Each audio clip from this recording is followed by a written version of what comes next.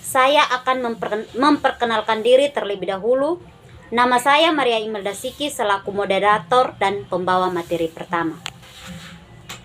Pengertian risiko. Menurut David N.C. Nem dan Georges Selin tahun 1998 memberikan definisi tentang risiko atau risik sebagai berikut. Risiko adalah suatu konsep yang digunakan untuk mengekspresikan ketidakpastian tentang kejadian dan atau dampak yang dapat memiliki efek atas pencapaian tujuan organisasi. Namun demikian, risiko bukanlah sesuatu yang perlu dikhawatirkan sepanjang risiko tersebut dapat dikelola dengan baik. Pengelolaan risiko inilah yang sering disebut dengan istilah risk management, atau pengelolaan risiko merupakan pengelolaan atas ketidakpastian. Pengertian manajemen risiko didefinisikan oleh The Institute of Internal Audit atau IIA sebagai berikut. Adalah suatu proses pendefinisian, penilaian, pengelolaan, dan pengendalian kejadian atau situasi potensial untuk memberikan keyakinan yang memadai tentang pencapaian tujuan organisasi. Manajemen risiko adalah elemen fundamental dari pengelolaan yang baik.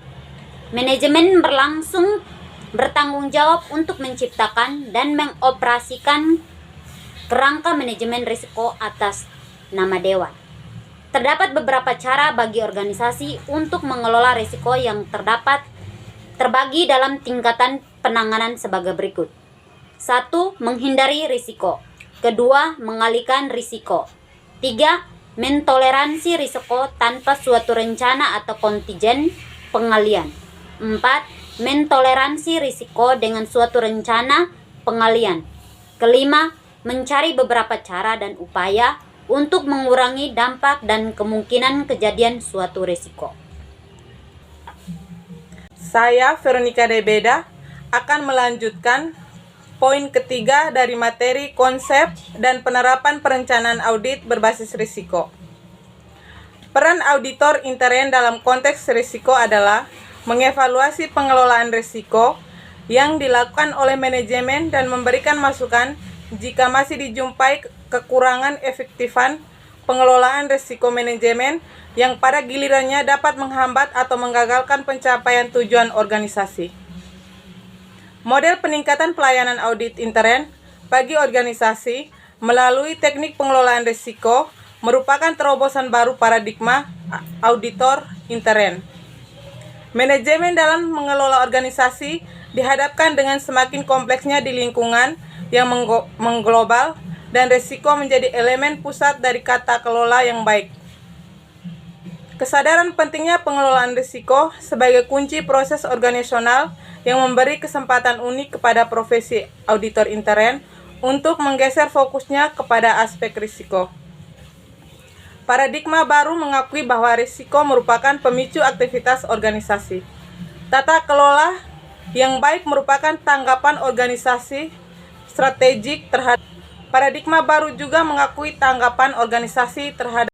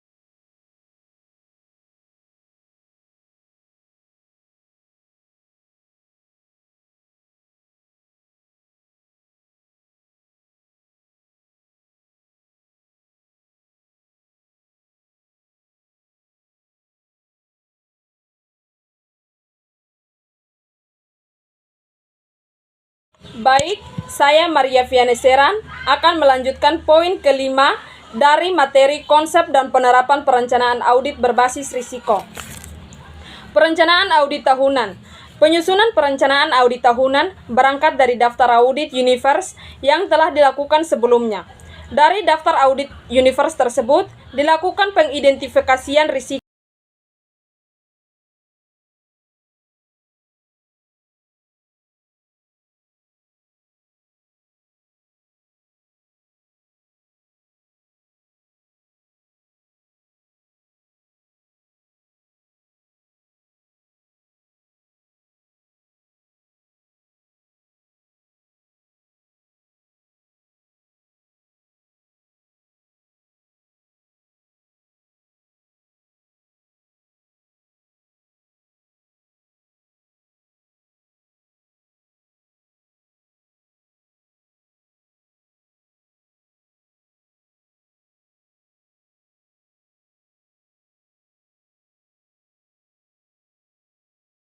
Nur Islamiyati Enggoe akan melanjutkan poin yang ke-7, perencanaan audit individu.